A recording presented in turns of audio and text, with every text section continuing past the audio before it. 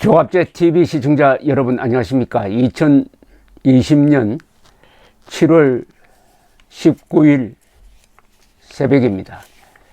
7월 19일은 이승만 대통령이 돌아가신 날인데 올해가 꼭 55주기입니다. 1965년 7월 19일 하와이에서 돌아가셔가지고 운구가 되어서 국장으로 치러지지도 않았고 국민장도 아니고 사회장도 아니고 가족장으로 치러졌습니다. 위대한 건국 대통령 이승만 55주기 되는 날입니다.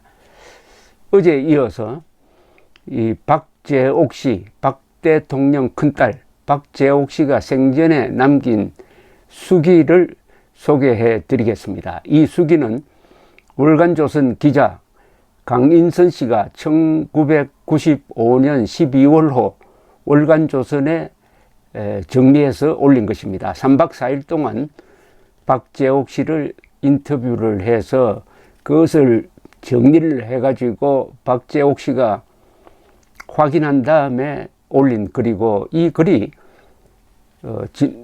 지난 7일 돌아가신 박재옥 씨의 유일한 기록이다, 구술이다, 순례다, 이렇게 보면 됩니다. 그러니까 박재옥 씨 눈에 비친 아버지 박정희의 숨은 이야기입니다. 어제는 박재옥 씨가 한병기 대사, 캐나다 대사와 함께 도미니카에 출장을 갔다가 거기서 11.6 사건의 비보를 듣고 부랴부랴 귀국해서 겪었던 이야기까지 설명을 드렸습니다. 이 대목에서 박재옥 씨는 이런 글을 남겼습니다. 자식으로서 후회스러운 일이 너무나 많았다. 특히 아버지의 재혼을 서두르지 못한 것이 자책이 되어 가슴이 미어졌다. 아버지를 그렇게 외롭게 내버려 두지는 말았어야 했다. 무슨 수를 써서라도 아버지가 재혼할 수 있도록 도와드렸어야 했다. 효자가 악처만 못하다고 하지 않는가. 때늦은 후회로 가슴이 찢어지는 것 같았다. 이렇게 적었습니다.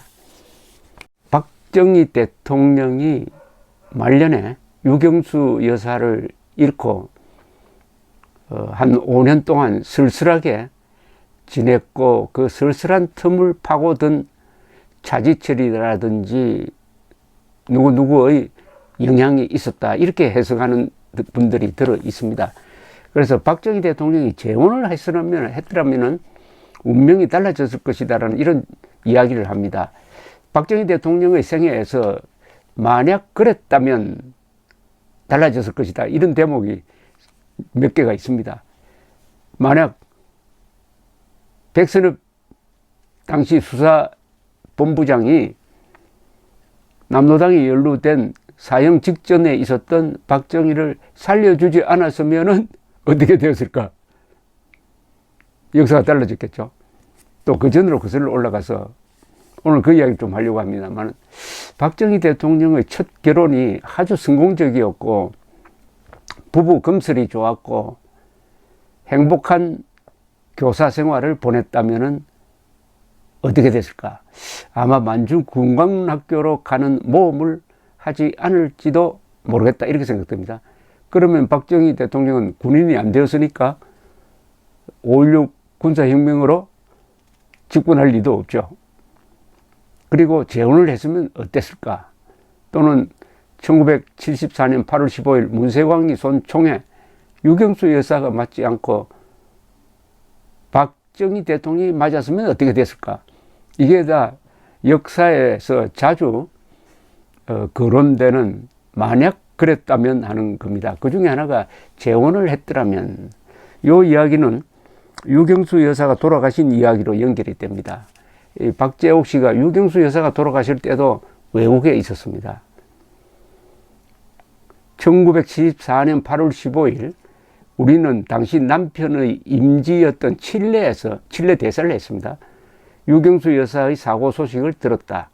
청와대로부터가 아니라 남편 친구인 김모 사장의 전화를 받고 나서였다.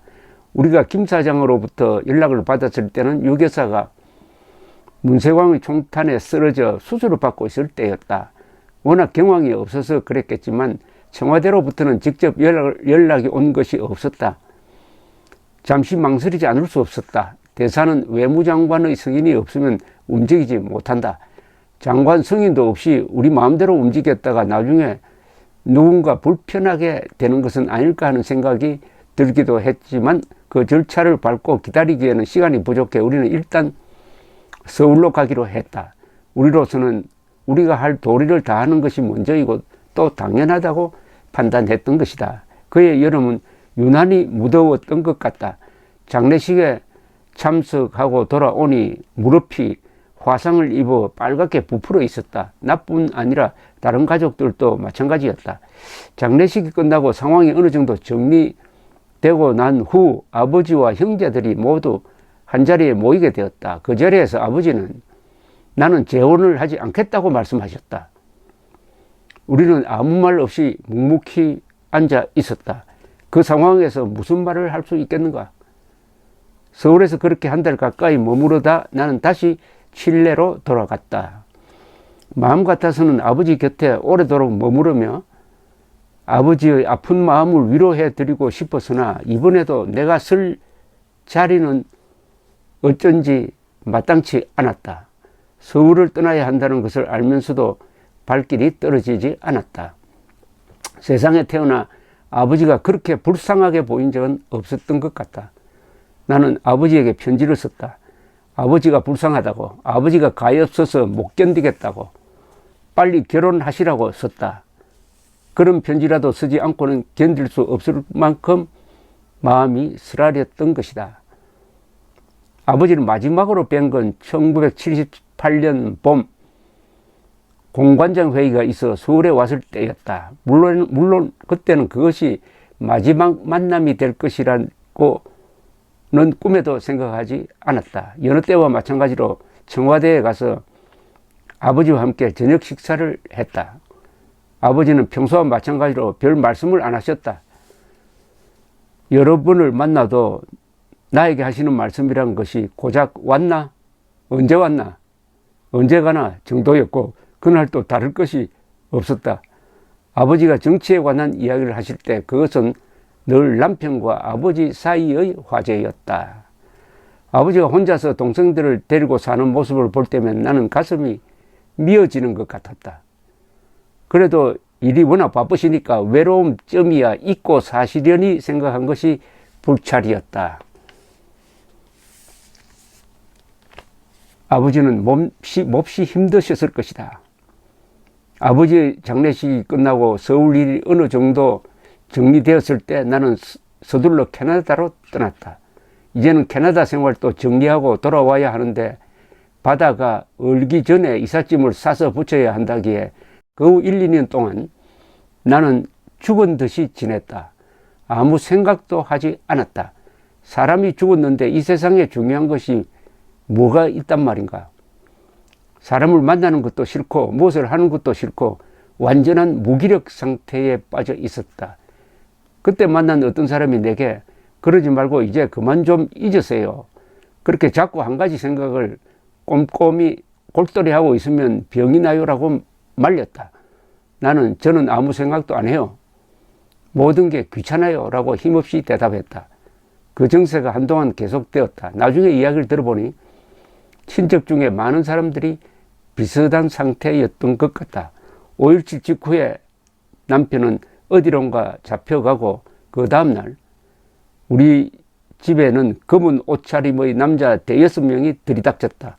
나는 그들에게 필요한 것 있으면 다 가져가라고 말을 하고 여기저기 안내까지 해주었다. 그까지 물건을 다 실어 간다고 해도 나로서는 아까울 것이 하나도 없었다. 그저 아버지에게 좀 더 잘 해드리지 못한 것만 후회가 되었다. 5.17 직후라는 것은 1980년 5월 17일 전두환 신군부가 전국적으로 계엄 확대 조치를 취하면서 본격적으로 정권 장악에 나서는 그 사건을 말합니다. 5월 17일 밤에 김종필, 김영삼, 그리고 김대중 세 사람에 대한 차단 조치에 나갑니다. 김대중, 김종필 두 사람은 계엄사에서 연행해 가고 김영삼 씨는 가택 연금을 시키는 때 바로 김종필계로 분류되었던 한병기 씨도 수색 대상이 되었다는 이야기입니다. 이 수기는 옛날로 돌아갑니다. 그러니까 박제옥 씨의 출생 어린 시절이죠. 이 박제옥 씨의 이야기 중에서 가장 이 흥미롭고 또 새로운 부분이 바로 이 부분입니다. 이 부분이란 것은 뭐냐? 박정희 대통령이 결혼하고 이혼하고 새 여자를 만나고 그리고 여순 반란 사건 직후의 남로당 수사에 연루되어 가지고 감옥에 가고 죽음 직전에 살아나고 다시 옷을 벗고 민간인 신분이 되어 가지고 아주 어렵게 된 상황에서 같이 살던 여자 이혈란 씨는 가출을 해버리고 어머니는 돌아가시고 바로 이 상황이 1950년 6월 25일까지 전개가 됩니다. 이 시기가 박정희 대통령의 인생에서 가장 중요한 시기입니다. 이 시기는 결혼으로부터 치면은 한 10년 되고 그리고 좁혀서 말하면은 이혈란이라는 여자를 만나서 동거하면서 일어났던 여러 가지 사건은 한 3년간의 시간대에 놓여 있습니다. 이 부분에 대해서 당시에 한 소녀였던 박제옥 씨의 눈에 비친 아버지, 어머니의 모습에 대해서 이제 박제옥 씨의 회고가 시작이 됩니다. 어린 시절을 찬찬히 되돌이켜 봐도 아버지에 관한 기억은 희미하기만 하다. 아버지는 군인이니까 가족들과 함께 살 수 없다는 사실을 나는 아주 당연하고 자연스러운 일로 받아들이고 있었다. 고향 경북 선산군 구미면 상무리에는 친척들이 많이 모여 살았기 때문에 다들 한 식구나 마찬가지로 어울려 살았다. 그 북적거리는 식구들 속에서 어머니는 막내 며느리로서 농사일 도우랴 밥 짓고 바느질하고 빨래하랴 늘 바쁘게 지내고 계셨다. 사촌 형제들과 뛰어놀면서도 나는 어머니를 쫄쫄 따라다녔다. 아버지는 1년에 한두 번 정도 고향집에 돌아오시곤 했다. 늘 말이 없으시고 무뚝뚝했지만 내게는 인심이 후한 아버지였다. 담배 한 갑 사오라고 지폐 한 장을 내 손에 쥐어주시면은 담배값은 얼마든 관계없이 잔돈은 늘 내 차지였다. 철없던 나는 그저 잔돈이 고스란히 내 것이 된다는 것이 기뻐서 좋아 날뛰었다.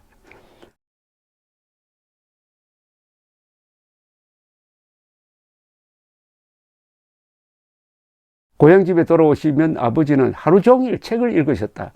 어떤 날 아침상을 물리고 나서부터 책을 읽기 시작해 하루에 한 권을 다 읽으시는 날도 있었다.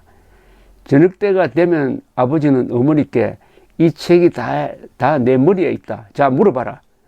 다 알고 있으니까 라며 책을 건네주기도 했다. 그러나 내가 아버지와 함께 산 시간은 훗날 서울에서 산 것까지 합해도 몇 년밖에 되지 않는다. 만났다 헤어지고 만났대 헤어지고 아버지가 집에 계시는 시간은 짧고 아버지가 집을 떠나 계시는 기간은 길었다. 1936년 4월 1일인데 부인이 된 사람은 김호남 씨인데 이 같은 선산에 살던 김세호 이말열 부부 사이에 난 사남매 가운데 큰딸이었습니다. 그러니까 이 박정희 아버님 박승빈 씨와 김호남 씨의 이 아버님끼리 중매를 한 거죠. 근데 김호남 씨는 초등학교 과정을 가르치던 2년제 간이학교를 졸업한 여성이었습니다. 키가 훤칠하고 아주 잘생긴 처녀였습니다. 그런데 박승빈이 막내 박정희의 결혼 이야기를 꺼냈을 때 장남, 동희, 상희는 반대를 했습니다. 그때 박정희 아버지 박승빈은 앓고 있었어요. 한국 사람들이 전통 속에서 생전에 아이들 결혼하는 걸 보고 죽어야 한다는 생각이 아주 집착이 깊었습니다. 그래서 막내가 결혼하는 것을 꼭 봐야 되겠다고 우기고 박정희의 형은 말리고 했습니다. 특히 박상희 씨는 이분이 깬 분이었습니다. 동아일보 기자도 한 사람이었어요. 또 사회주의적 성향도 강한 사람이었습니다. 박상희 씨는 아버지를 아주 이렇게 설득을 했습니다. 동생이 지금 대구사범에 다니고 있는데 졸업해가지고 교사로 취직했을 때 결혼을 시켜도 늦지 않습니다 라고 했으나 아버지 황소 고집을 꺾지 못했습니다. 일방적으로 혼인 날짜까지 받아버렸습니다. 이 이야기를 듣고 박정희 학생은, 대구사범에 다니던 박정희 학생은 그때 5학년인데 아주 화를 냈다고 합니다. 그래서 이 결혼 날짜를 받았는데 어디 달아나는 게 아닌가 해가지고 박정희가 아주 어렵게 생각하는 박상희 형이 대구로 올라가서 박정희를 달래고 일종의 잡혀오는 식으로 해가지고 박정희를 데리고 와서 결혼을 했습니다. 박정희는 나중에 친구와 만난 자리에서 실토하기를 결혼식 날에 달아날 군리까지 했다는 겁니다. 결혼하자마자 박정희는 부인을 그 오막살이 집에 내버려 두고는 그냥 대구로 학교로 복귀를 했습니다. 부인이 참 여러 가지로 훌륭한 며느리감인데도, 부인감인데도 박정희는 일종의 강제 결혼을 했다 하는 게 속에 좀 맺힌 바가 있었던 것 같습니다. 그래서 박정희가 대구사범을 졸업하고 지금 문경 보통학교에 교사로 부임을 합니다. 하숙을 합니다. 학교 바로 밑에 하숙을 하는데 그 하숙 자리가 요사이 거기에 기림관이 만들어져 있습니다. 아담한 하숙집인데 거기에 부임할 때도 부인을 데리고 오지 않았습니다. 혼자 있었어요. 혼자 2년 동안 있었는데 그때 학생들이나 또는 동료 교사들이 박정희를 총각으로 봤습니다. 어쨌든 첫 결혼이 강제성이 있었다. 박정희 대통령은 아주 주체적 사람입니다. 남이 하라는 대로 따라하는 사람이 아니에요. 이분은. 박정희 하면 자주정신이란 말이 떠오르지 않습니까? 모든 일을 내가 결정해서 하는 거지 누가 시킨 대로 하는 거를 지극히 싫어하는 이 오기의 사나이인데 학교 다닐 때 억지로 결혼했다 하니까 부인에 대한 어떤 애정이 깊어지지 않았지 않느냐 이렇게 생각합니다. 그러다가 보니까 결국 문경에서 2년 동안 교사를 한 다음에 만주가 그때 이 동양의 서부였습니다. 일본이 만주국을 만들고 거기 큰 기업이 이루어지고 거기서 또 공산주의자와 이 일제가 충돌하기도 하고 러시아의 위협도 있고 해가지고 완전히 동양의 서부와 같은 야망 있는 사람들이 많이 가는 일종의 신천지 뉴 프론티어였습니다. 그곳으로 가서 군인의 꿈을 키울 수 있는 생각이 들지 않았을까. 가정생활이 안온하고 행복했더라면 과연 그런 야망이 생겼을까 하는 생각이 듭니다. 자, 박정희 대통령은 그러니까 만주공관학교에서 우수한 성적을 졸업하고 그 다음에 또 일본 육사로 우수한 학생들만 뽑아서 보내는 일본 육사에서 또 2년 동안 공부를 하고 돌아와서 다시 만주군에 들어갑니다. 그래서 1945년 8월 15일에는 어디에 있었느냐? 만주군 소속으로 지금 만리장성 북쪽에 있었습니다. 열하성이라는데 거기서 해방을 맞습니다. 그때가 1945년이니까 그때 박재옥 씨는 1937년생이니까 8살이었습니다. 8살 전에 박정희에 대한 기억보다는 이 수기를 읽어보면은 박정희가 귀국해가지고 다시 국방경비사관학교 2기생으로 들어가서 한국군 장교가 된 다음의 기억이 박재옥 씨의 수기에 담겨 있습니다.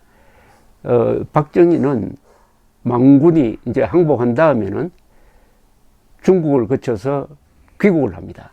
귀국했을 때는 아무것도 없죠. 장교는 일제시대 때는 군 장교가 최고였습니다. 그런데 장교 신분도 떨어져 나가고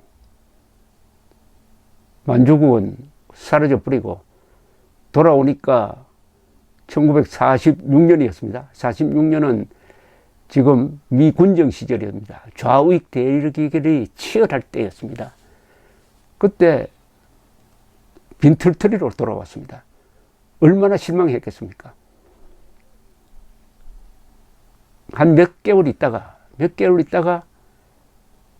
국군을 만든다. 국군 만들기 위해서 장교단을 육성하는 우리 육사의 전신인 국방경비사관학교가 만들어집니다. 거기에 입교를 하는 거죠. 그게 2기생입니다. 2기생. 그게 1946년 여름이었습니다. 그러다가 이제 박정희의 풍파가 생깁니다. 뭐냐? 1946년 10월 대구 지역, 경북 지역을 휩쓴 소위 10월 폭동입니다. 박헌영의 남로당이 선동을 해가지고 그 당시에 경찰을 공격하는, 우익을 공격하는 이런 피비린내 나는 폭동이 일어납니다. 우리나라 역사상 이념 문제로 사람을 죽이는 최초의 사건이 일어났습니다. 이때부터 이념을 놓고 피를 흘리는데 이 촉발을 한 것은 공산주의자입니다. 그런데 이 와중에서 박정희 대통령의 형 박상희 씨가 사회주의자였습니다. 이 사람이 이 사건에 연루되어 가지고 경찰총을 맞아 가지고 죽습니다. 그때부터 박정희의 방황이 시작됩니다. 그리고 박상희 주변에는 남로당의 중요한 멤버들이 있었습니다. 그 중에 한 사람이 이재복이라는 사람이었어요. 남로당에서 아주 랭킹이 높은 사람. 이 이재복이 박상희의 동생인 박정희에게 접근해가지고 박정희를 남로당으로 포섭을 합니다. 남로당으로 포섭을 해요. 그걸 숨기고 박정희는 군대에서 아주 뭐랄까 모범 장교로 이제 성장하게 되는 것입니다. 이런 배경 속에서 박재옥 씨의 아버지에 대한 기억이 일어나는데 이때 박정희에게 1947년 봄입니다. 또 다른 변화가 하나 생깁니다. 당시 박정희는 사관학교, 육군사관학교 중대장이었습니다. 그런데 국방경비사관학교입니다. 아직은. 나중에 육군사관학교로 바뀝니다. 국방사관학교 중대장 박정희가 어느 결혼식에 참석을 하게 됩니다. 이 결혼식은 1947년 가을에 있었는데 춘천에 있던 8년대 격리장교 박경원, 이분 나중에 내무장관을, 박정희 밑에서 내무장관을 합니다. 육군 중장 출신입니다. 박경원 대위가 결혼식을 올리는데 박정희는 친구들과 함께 하객으로 이 결혼식에 참석을 합니다. 그러니까 박정희는 박경원보다는 6살이 많았지만은 이 부침성이 있는 박경원 씨가 형님 하면서 따르니까 같이 간 거예요. 가보니까 이 결혼식의 신랑은 박경원, 부인은 고금옥 씨인데 이 신랑 쪽 들러리가 김점곤 씨고, 김점곤 씨에 대해서 나중에 또 설명할 기회가 있을 것입니다. 신부 고금옥 씨의 들러리로 나오는 여자가 있었습니다. 이름이 이혈란이라는 이 이름을 기억하십시오. 박정희 대통령의 연인이 됩니다. 이혈란이라는 이화여대 재학생이었습니다. 자, 여기서 박정희와 이혈란의 운명적인 만남이 이루어지는 거죠. 이혈란이란 여성은 이 원산에서 피난 내려온 사람이었습니다. 아주 집안이 좋은 사람이었습니다. 그런데 아주 사진도 있습니다만은 아주 또 미인이었습니다. 그리고 생김새가 이국적인 서양 여자처럼 보이는 이목구비가 뚜렷한 그런 여자분이었습니다. 성격도 아주 쾌활한데 이분이 원산에서 루시 여고를 나온 뒤에 아버지와 같이 월남하지 못하고 혼자서 월남을 해가지고 이화여대에 다니게 되었습니다. 그런데 이 박경원 씨 부인 고건복 씨와는 이 친구 사이였어요. 루시 여고 동창이었습니다. 그래서 신부측 들러리로 간 것인데 이때 박정희는 이혈란을 보고 첫눈에 반했습니다. 그래서 그 자리에 있었던 이효라는 분이 있습니다. 박정희와 동기생입니다. 육사 2기생 중에 나이가 아주 제일 많은 분인데 이효 장교한테 부탁을 합니다. 저 이혈란과 나를 좀 소개를 해달라. 사귀고 싶다. 이렇게 해서 당시에 물론 박정희는 기혼자인데도 부인한테 마음이 멀어져 있으니까 박정희와 이혈란이 만나게 되고 그 뒤에 약혼식까지 하게 됩니다. 그리고 1948년에 들어와서는 용산에 있는 관사에서 같이 동거를 해버립니다. 박정희와 이혈란이. 여기에 사연이 많았는데 이혈란이라는 분은 돌아가시기가 좀 오래됐습니다만 돌아가시기 전에 1987년에 어느 여성지와 인터뷰를 했습니다. 그 인터뷰한 기자로부터 제가 그 녹취록을 받아서 읽어본 적이 있습니다. 그게 이혈란 씨가 남긴 유일한 박정희에 대한 기억입니다. 그 기억을 나중에 앞으로 좀 소개가 될 것입니다. 아버지에게 여자가 생겼습니다.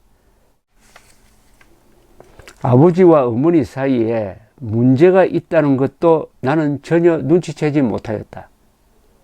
아무도 나에게 그 이야기를 해주지 않았을 뿐 아니라 내가 그것을 알아챌 수 있는 나이도 아니었기 때문이다.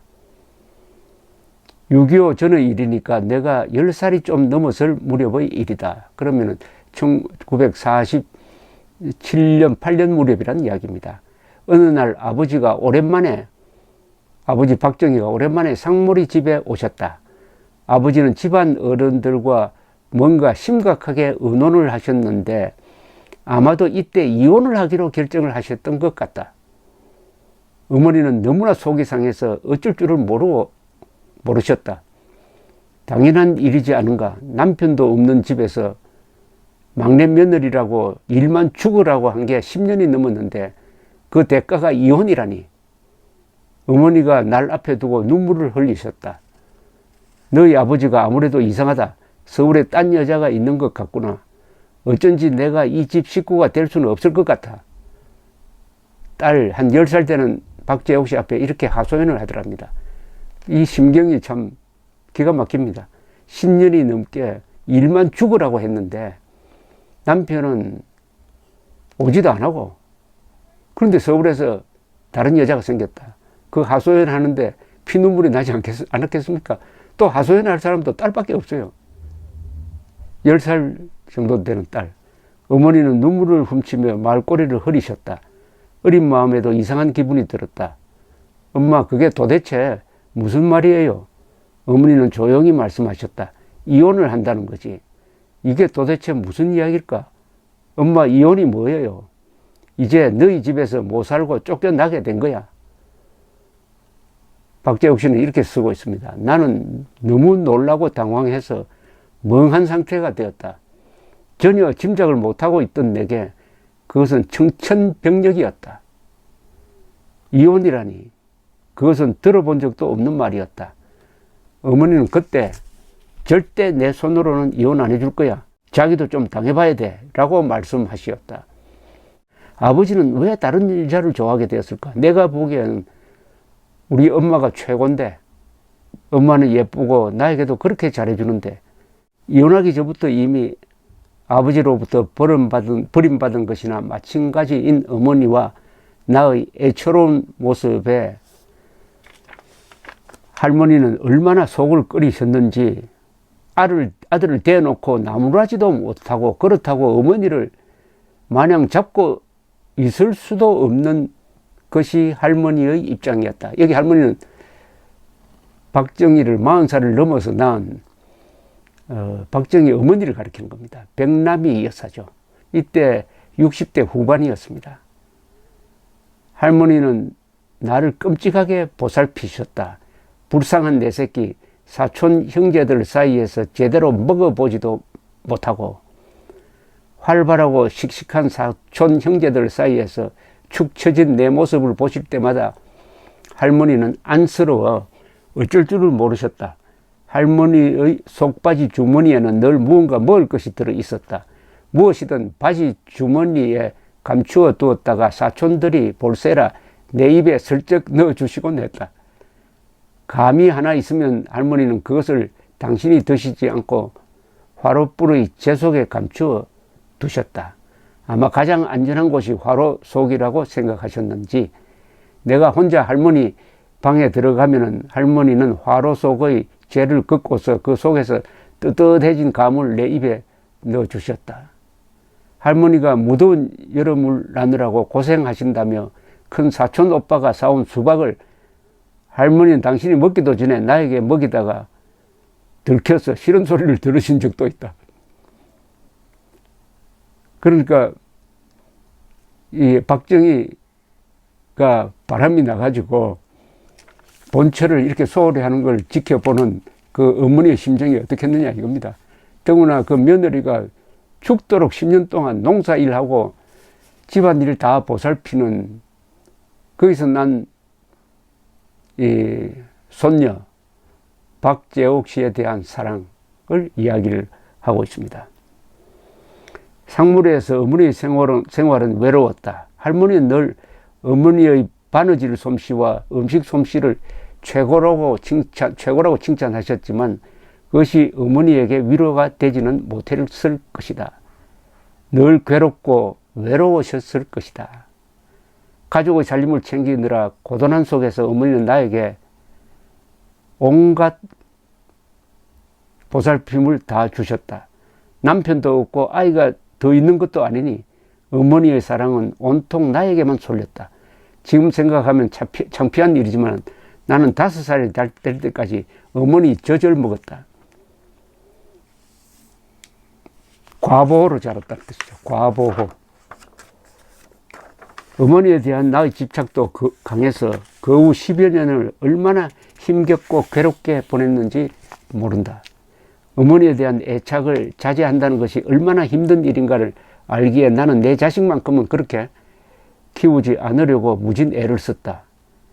아이들에게 애정을 듬뿍 기울이다가도 이러다가 아이들이 나처럼 의존적이 되지 않을까 하는 생각이 들며 의도적으로 아이들을 멀리하고 냉정하게 대하려고 노력도 했다.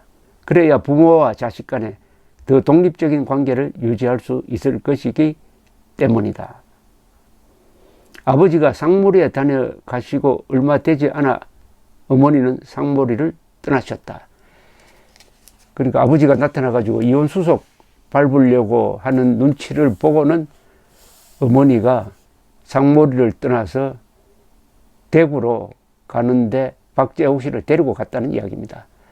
요 다음 이야기는 다음에 해드리겠습니다. 감사합니다.